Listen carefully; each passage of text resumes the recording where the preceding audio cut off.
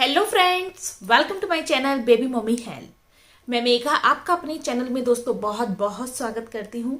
कैसे हैं आप लोग? आई थिंक सभी स्वस्थ होंगे और बहुत ही खुश होंगे। दोस्तों, माँ बनना सभी के लिए एक बहुत ही बड़ा सौभाग्य होता है। जब कोई महिला माँ बनती है तो उसको बहुत सारे क्वेश्चंस रहते हैं मन में।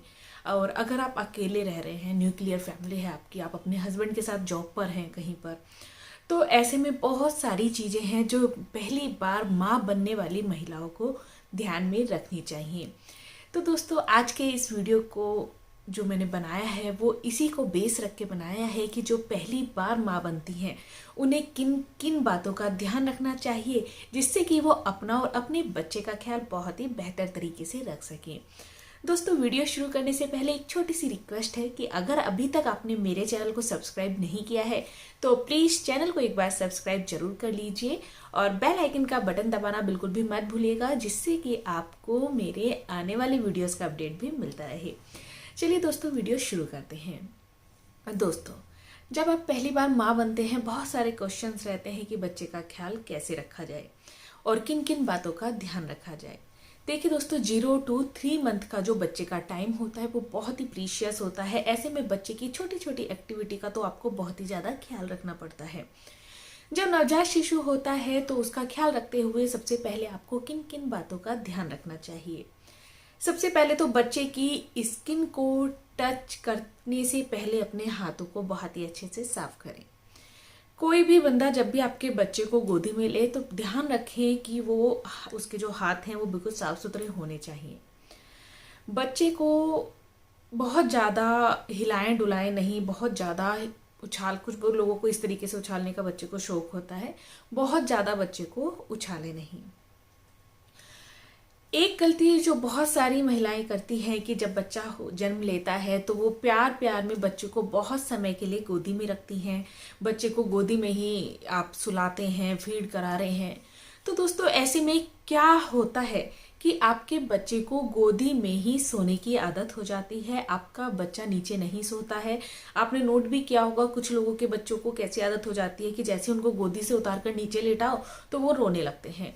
तो इसमें आपको क्या करना होगा? देखिए दोस्तों, क्या होता है कि अभी आप बच्चे को गोदी में लेटा पा रहे हैं जब तक आप बेड पर हैं, लेकिन उसके बाद आपको घर के भी अपना काम देखना होता है।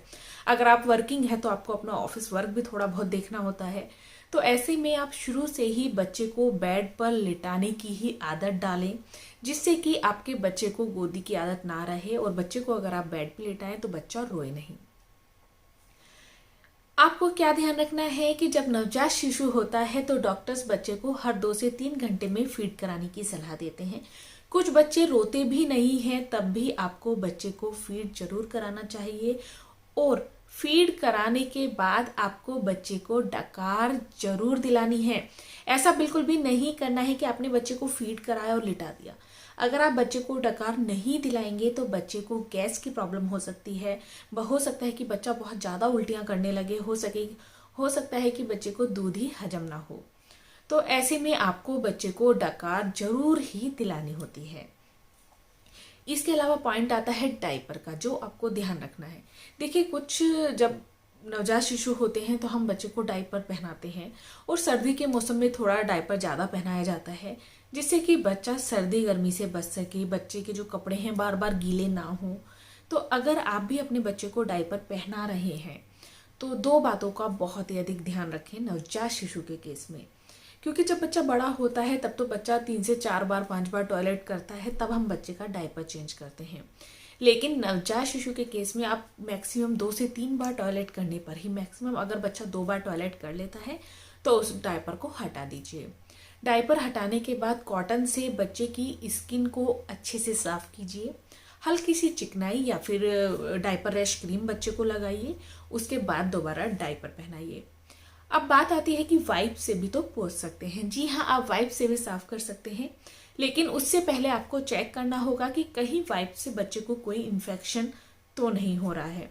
क्योंकि वाइप्स में भी कुछ ऐसी चीजें होती हैं तो जो कुछ बच्चों को तो सूट कर जाती है और कुछ बच्चों को सूट नहीं करती है। क्योंकि अभी मेरा एक भतीजा हुआ है तो उसको हमने वाइप्स यूज़ किए थे, तो वाइप्स उसको सूट नहीं किए, तो उसकी जो डायपर रैश है वो बहुत ज़्यादा बढ़ गए। जब हमने वाइप्स यूज़ करना बंद किए और कॉटन से उसकी स्किन को साफ करना शुरू किया, तब जाकर जो उसके डायपर रैश हैं थोड़े से सूखे। तो इस चीज़ को भी आपको नोट करना है कि कहीं बच्चे को वाइप्स सूट कर भी रहा है या फिर नहीं कर रहा।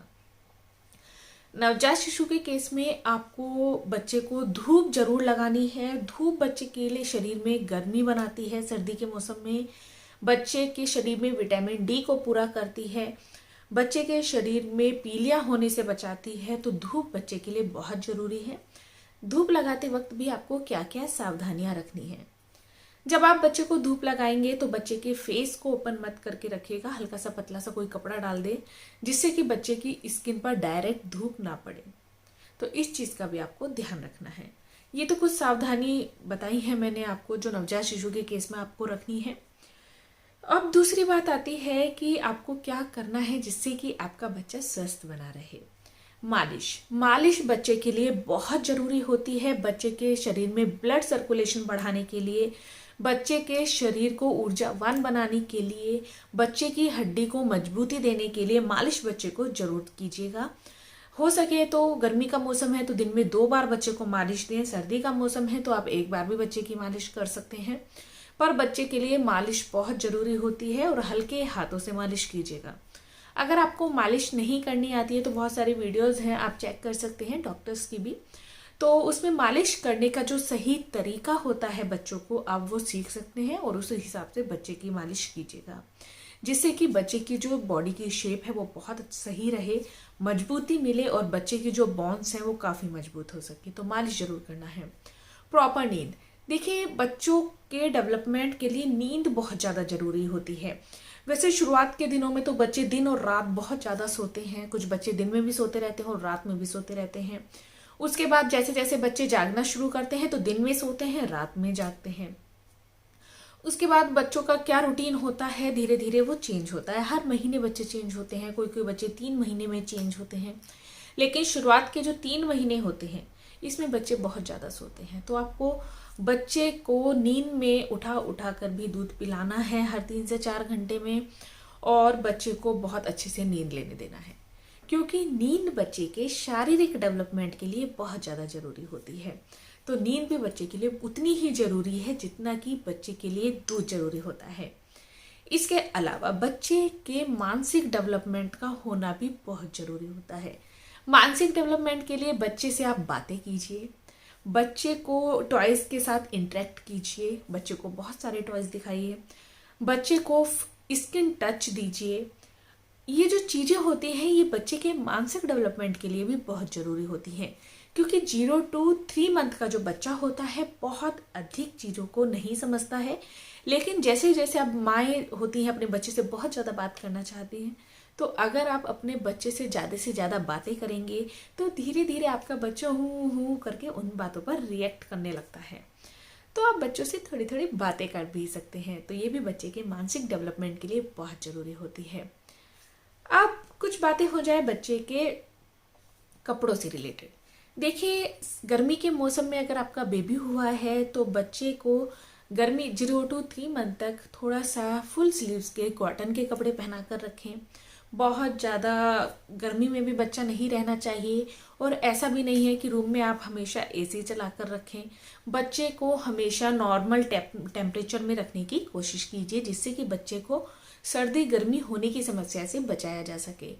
क्योंकि 3 महीने तक अगर आपका बच्चा इन सारी समस्याओं से बच जाता है तो काफ़ी हद तक बच्चे का स्वास्थ्य ठीक रहता है। सर्दी के मौसम में बच्चा हुआ है तो ऐसा नहीं है बच्चे को आप एक के बाद बहुत सारे कपड़े पहना दें, इससे भी बच्चा अनकंफर्ट फील करता है।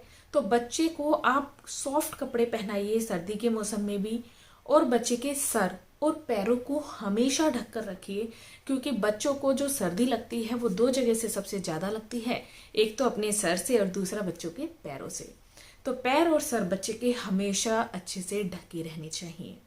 इस चीज़ का भी आपको ध्यान रखना है। एक और ज़रूरी बात वो है कि मालिश किस तेल से करनी है। इसके ऊपर मैंने काफ़ी वीडियोस दी हैं, आप मेरे चैनल पर जाकर उन वीडियोस को भी सर्च कर सकते हैं और चेक कर सकते हैं। और अगर मैं थोड़ा सा जल्दी में बताऊं आपको, तो आप सर्दी के मौसम में हल्का सा कोई भी गर्म ऑयल, या तो आप बच्चों का डाबर लाल ऑयल यूज़ कर सकते हैं, या फिर आप जैतून का तेल यूज़ कर सकते हैं, बादाम ऑयल आप यूज़ कर सकते हैं। और सर्दी के मौसम में आप ये वाले तेल यूज़ कीजिए, और गर्मी के मौसम में आप कोकोनट ऑयल यूज़ कर सकते हैं। देखिए, कोकोनट ऑयल सब चीज़ों के लिए बेस्ट माना जाता है। बच्चों की स्किन पर छोटे छोटे दाने हैं तो उसके लिए भी कोकोनट ऑयल बहुत अच्छा रहता है। तो कोकोनट ऑयल तो आप कभी भी यूज़ कर ही सकते हैं। तो दोस्तों, आज का ये वीडियो था उन नई माओं के लिए जो अभी अभी माएँ बनी है पहली बार, और बहुत सारे क्वेश्चंस हैं जो उनके मन में चलते ही रहते हैं। उम्मीद करती हूँ दोस्तों आज का ये वीडियो आप लोगों को अच्छा लगा होगा। अच्छा लगा हो तो चैनल को जरूर सब्सक्राइब करें। Thank you for watching baby mummy help. Thank you. नमस्कार।